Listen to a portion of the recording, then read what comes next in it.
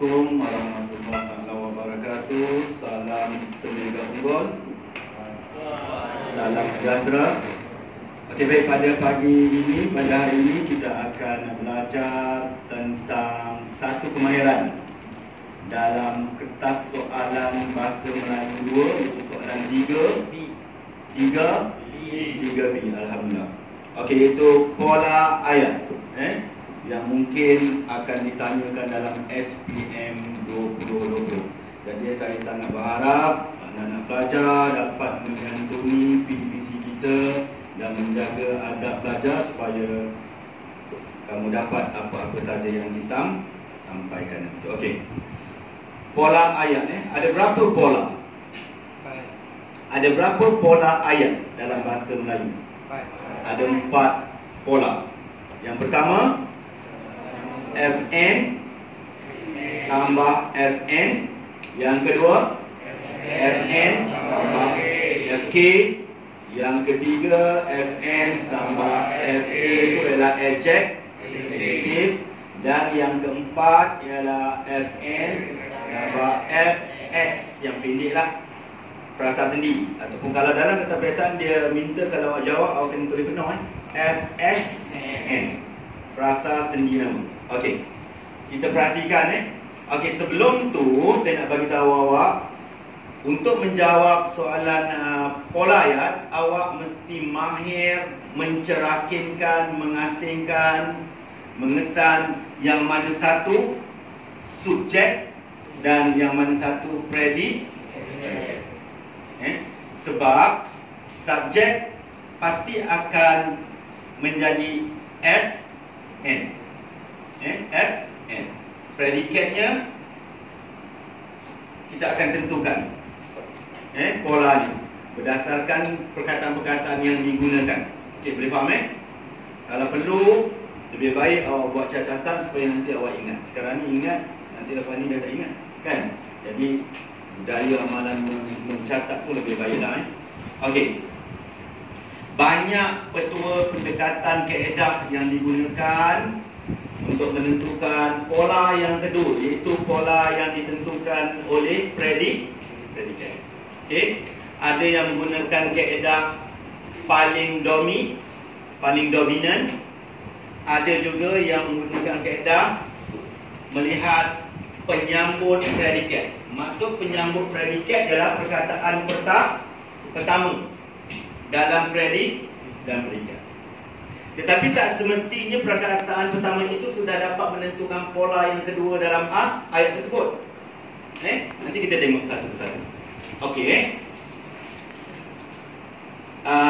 Saya selalu katakan pada pelajar, macam mana nak tentukan subjek dan predikat. Saya selalu katakan bahawa subjek ialah cerita tentang siapa atau apa. Predikat apabila kita bertanyakan tentang mengapa. Contoh, kita ambil nombor 1, tengok di hadapan pada layar tu, jalan menuju ke rumah Ali lurus. Cerita tentang apa? Cerita tentang jalan menuju ke rumah Ali. Kenapa? Bila sebut kenapa tu awak dah palangkan. Bila kenapa tu dah mula predik lurus. Kadang-kadang subjeknya panjang, kadang-kadang pendek. Kadang-kadang predikatnya panjang, kadang-kadang predikatnya pendek. Jadi dengan cara saya sebutkan tadi, subjek ialah cerita tentang apa atau siapa, dan predikat ialah cerita tentang mengapa, menjelaskan. Itu lebih mudah. Jadi awak bila baca kena buat macam tu lah. Mudah. Okey. Jadi jalan menuju ke rumah Ali lurus. Apa pola dia? Baru boleh jawab. Okey. FNFS. FNFS. Okey, terima kasih Farouk. Okey, kita tengok. FSN sendi. Okey, kat mana ada perkataan sendi tu? Okey, katalah awak nampak kat situ ke kan?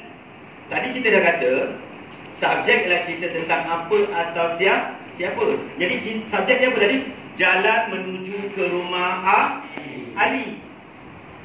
Itu subjek. Jadi cerita jalan menuju ke rumah Ali itu subjek, itulah FN. Okey. Lepas perkataan Ali, kita akan palangkan kan, iaitu perkataan apa? Lurus. Lurus tu apa?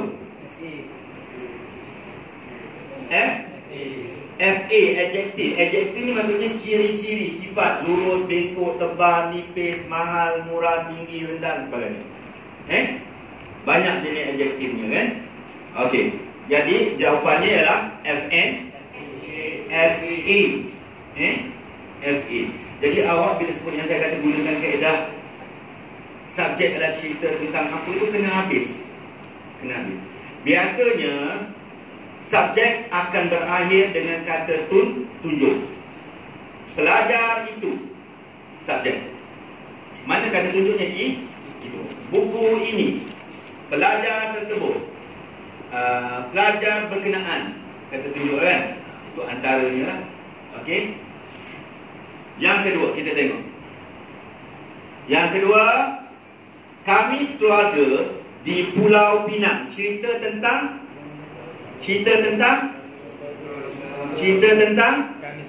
kami sekeluarga. Subjek FN. Macam mana nak tentukan predikat? Kenapa? Apa cerita dia? Cuba jelaskan.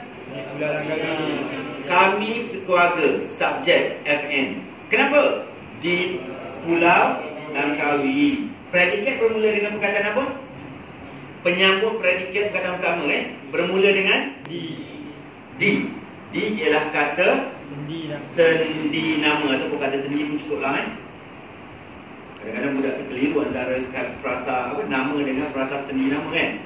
Jadi frasa sendi FSN lah kalau penuhnya Jadi jawapan dia adalah FN tambah FS. Okay, bagus. Yang ketiga, okey, siapa mampu jawab apakah polanya? Apakah pola? Kamus Dewan itu telah saya beli.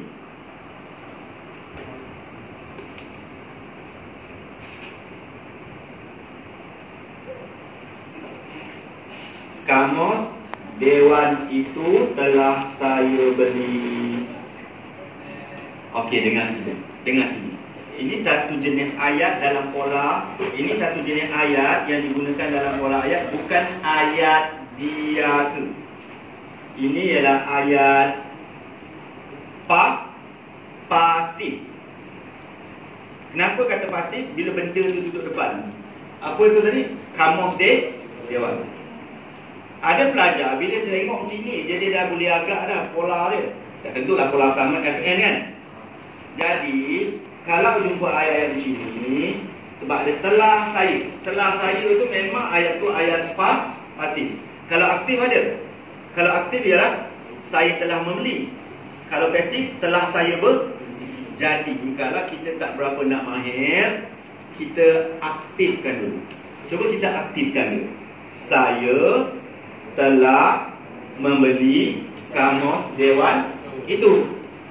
Jadi kalau kita buat ayat, saya telah membeli kamus Dewan itu. Okey, saya tanya awak balik semula kalau ikut kaedah yang tadi. Cerita tentang siapa? Cerita tentang apa? Saya. Cerita tentang saya. Kenapa dia tu? Kenapa saya tu? Apa cerita saya tu? Saya / palang subjek FN dan predikat telah membeli kamus Dewan itu. Okey. Predikat ataupun penyambung predikat bermula dengan kata apa? Telah. Kata telah, kata bantu, dia tak dapat lagi menentukan pola. Kita kena tengok pula yang kedua. Telah membeli. Membeli kata FK ke F apa? FK perasa kerja membeli, ada perbuatan. Okey, dengar sini. Tips dia. Kalau predikat dia bermula dengan kata bantu, macam-macam kata bantu, mesti telah, belum, akan, perlu kan? sedang, itu semua kata bantu. Automatik, kita dah tahu. Lepas kata bantu yang saya sebutkan tadi, kalau kat sini apa kata bantu? Telah, dah tentu. Lepas itu mesti kata kerja. Dah tentulah pola ni yang kedua ialah FK. Jelas? Ni kena tengok ni betul-betul kena faham. Kalau fokus pada penyampaian ni, awak dapat satu, orang kata apa? Rahsia nak menjawab pola ayat. Okey, kita tengok yang kedua. Yang keempat ni minta maaf. Kebanyakan orang Asia bertubuh kecil. Siapa nak jawab? Salah, tidak mengapa. Yang penting menjawab. Salah kita betulkan. Memang kita belajar proses belajar, ada salah, silap. Di situ kita betulkan. Ada siapa nak jawab? Siapa sukarela? Okey, abang. Apa nama abang ni? Daniel. Okey, Daniel, cuba. FN tambah FA. Kuat lagi? FN tambah FA. FN tambah FE.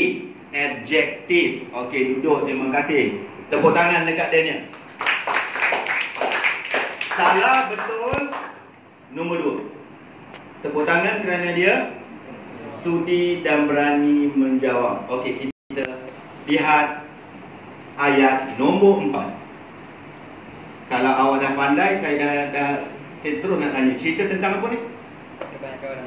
Cerita tentang kebanyakan orang Asia. Kenapa? Bila kenapa tu ialah predikat. Kenapa ialah predikat? Predikat bermula dengan perkataan bertubuh. Kecil duduk paling last sekali. Jadi predikat bermula dengan perkataan bertubuh. Biasanya perkataan yang bermula dengan ber ke apa semua ni, biasanya kata apa? Kata adjektif, kata kerja. 5 rajin kata kerja. Bertubuh, apa lagi? Berbelanja, berjalan, kan? Bermain. Itu semuanya kata bertubuh. Kalau kita gunakan perkataan yang lain, utamanya kata kerja transitif, maksudnya bertubuh ni ialah mempunyai itu, memiliki itu. Jadi memiliki itu apa maksudnya? Memiliki itu kata kerja. Jadi jumpa je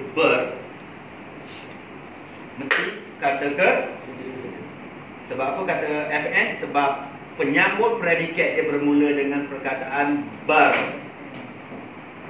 Seringkali pelajar terkeliru dan cepat sangat membuat satu jawapan, menganggap polanya ialah frasa adjektif kerana dia tengok kecil.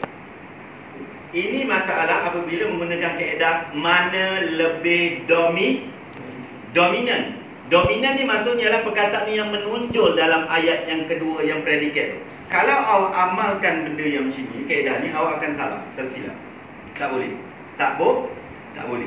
Kena tengok predikat ataupun penyambut perkataan dalam predikat yang pertama. Okey, saya tengok yang sini ya. Okey, awak tengok nombor 2. Nombor 2 pula. Nombor 5. Prajurit itu seorang, okey, tertinggal perkataan seorang yang berani. Prajurit itu seorang yang berani. Okey. Siapa nak jawab? Apa pola dia? Salah, tak mengapa. Yang penting mencuba. Siapa nak jawab?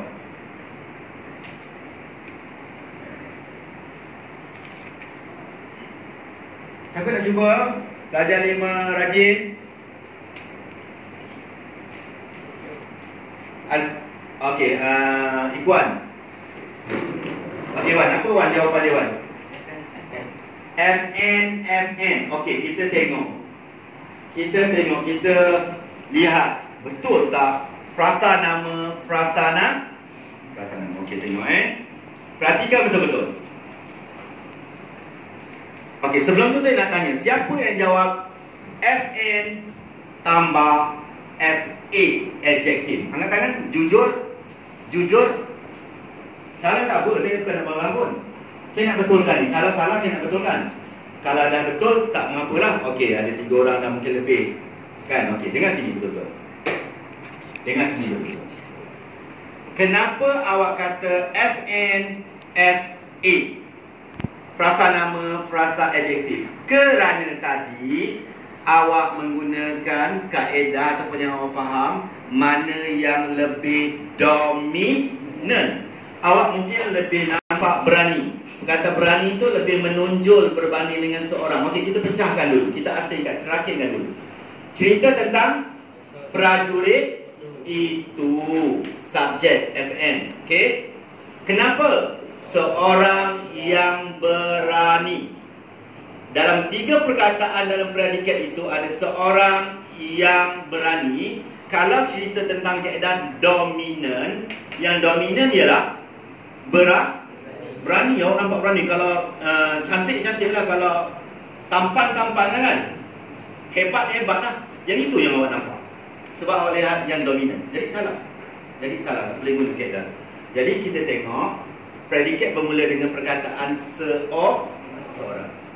Bila seorang, memang dia automatically dia akan terus apa pun juga adjektif di belakang, berani ke, tampan ke, pandai ke, bijak ke, pantas ke dan sebagainya, kuat ke, gagah ke, dia akan tak boleh jadi FA. Dia akan jadi FN kerana predikatnya bermula dengan jodoh bilangan seorang kan? Seorang tu dah tentulah FN. Boleh faham tengok. Macam mana pun kat belakang tu seorang yang cantik, jelita, bergaya apa semua, dah tak ada makna dah. Dah tak ada dah dineutralkan adjektifnya menjadi FN dengan penggunaan seorang sebagai penyambut predikat. Jelas? Jelas kalau jumpa soalan sini? Okey. Saya nak pergi kepada soalan yang terakhir, nombor 16. Nombor 16. Okey, kita tengok. Saya baca Merokok membahayakan kesihatan. Okey. Merokok tu kata apa? Kata kerja.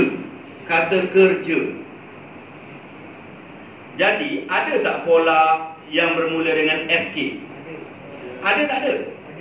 Ada, Nizam.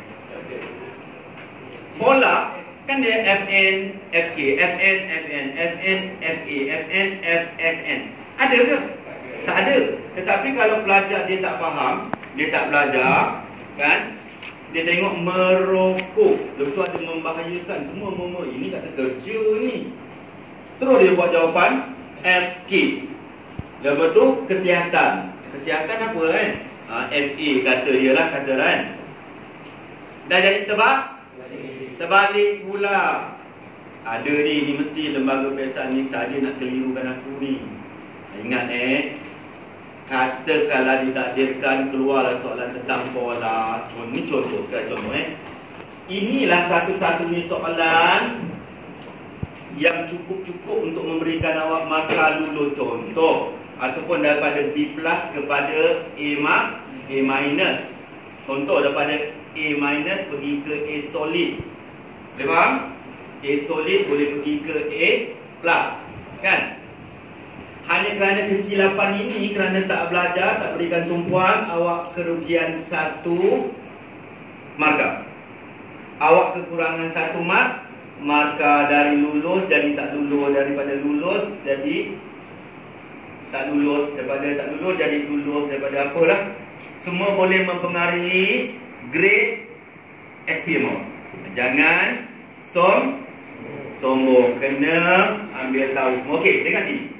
Merokok membahayakan kesihatan. Pegang teguh pada pola mesti bermula dengan FN. Macam mana cikgu? Tak ada pun menunjukkan nama itu. Okey. Kadang-kadang ada soalan yang keluar satu macam ni saja. Arah dia tinggi sikit. Okey. Ini kita namakan, ayat ini kita namakan ayat yang telah mengalami proses pengguguran kata nama. Dia saja gugurkan kata nama itu. Misalnya kalau kat sini merokok, biasanya kata nama yang sesuai dengan apa? Tabiat. Amalan membaca. Tiba-tiba dia membaca, dia tak ada amalan. Kan? Jadi kat sini perkataan tabiat itu saja digugurkan, ditiadakan dalam ayat itu untuk menguji pemahaman pelajar. Jadi ayat ini tetap juga bermula dengan N. Okey, kita baca. Kita baca mana subjek dia? Merokok. Subjeknya ialah, kalau kita baca penuh lah, awak membayangkan tabiat tu ada kan? Tabiat merokok. Cerita tentang tabiat merokok. Faham? Subjek FN. Kenapa? Membahayakan kesihatan. Okey, sekarang ni saya nak tanya awak, membahaya ni kata kerja ke kata adjektif? Dia ada dua persoalan di sini. Biasanya budak akan jawab FA adjektif ataupun FK. Okey. Keliru kan? Tak pasti kan? Ada kaedah nak menguji. Contohnya di sini adalah membahayakan. Kita nak tahu betul ke dia ni frasa adjektif ataupun frasa ke. Okey. Saya tak dapat tuliskan ni, tapi kita boleh katakan. Okey, kita tengok membahayakan ni. Cuba kita uji dengan kata penguat. Apa dia kata penguat? Antaranya sangat, sungguh, amat, begitu kan. Kalau kata penguat belakang, sekali, benar, betul kan. Okey, niat. Okey, kita uji. Boleh tak masuk kata penguat dengan kata membahayakan? Sangat membahayakan, boleh? Boleh kan? Sungguh membahayakan? Boleh? Sungguh, sangat, amat sama je. Boleh lah tu. Begitu membahayakan? Boleh kan? Okey. Boleh? Itu kalau ada kata penguat. Sekarang ni tak ada kata penguat, betul? Okey. Satu lagi kata penguat dia boleh masuk. Kita tengok dia kata bantu. Boleh tak kita masukkan kata bantu dengan membahayakan? Misalnya sedang membahayakan, boleh? Telah membahayakan? Dia boleh. Gaya dia, cara dia menunggang motosikal telah membahayakan diri, akan membahayakan. Kata bantu. Okey, jadi sekarang ni masih lagi dalam kemuskilan. Nampaknya macam dua-dua boleh. Okey, kalau dua-dua boleh, secara kebetulan dalam ayat ini perkataan membahayakan yang menjadi penyambung predikat tu, dia tak gunakan kata penguat. Kalau dia tak kata penguat, dia tak guna kata penguat, kita kekal anggap dia ialah kata ke membahayakan. Apa lagi yang sama dengan taraf-taraf yang sama dengan membahayakan? Membahayakan, memudaratkan, betul? Mencurigakan, membimbangkan, kan? Kalau dia tambah, dia kata dalam ayat ni dia tambah, tabiat merokok, FN, sangat membahayakan. Okey, ada kata penguat, betul? Barulah kita kata dia FN tambah F adjektif. Kalau begini kita katakan dia FNFK. Kenapa? Ada kata penguat. Jelas? Okey. Saya harap yang lain tu nampaknya mungkin awak boleh apa ni? Boleh faham. Okey, satu lagi. Nombor 8. Okey, nombor 8. Perhatikan betul-betul. Cerita tentang pasukan bola sepak Semega terkenal di negeri Johor. Cerita tentang pasukan bola sepak Semega. Terkenal. Palang. Bila palang subjek. Bila subjek kat situ palang sampai apa ni? Semega tu dia N. Perasaan nama. Okey, predikat bermula dengan kata penyambutnya ialah terkenal. Agak-agak terkenal ni kata apa? Saya tahu dalam fikiran awak ada dua je. Sama ada kata kerja ataupun kata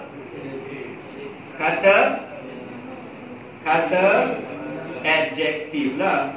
Betul? Adjektif lah, dah tentu lah ni. Okey. Sama juga kes macam di bawah tadi yang saya sebut. Terkenal, awak tak tahu terkenal ni apa? Dia bukan kata kerja termakan. Termakan tu dah tahulah. Kata ke terminum, tertendang, itu dah tentu awak tahu kata kerja kan. Ini terkenal, famous, masyhur.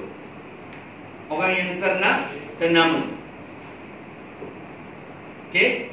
Sekarang ni kalau kita kata dia terkenal, kalau kita nak ambil juga dengan kata kerja yang bermula yang ada perkataan kenal, misalnya mengenali, dikenali, kan? Jadi kita anggap ini adalah FK.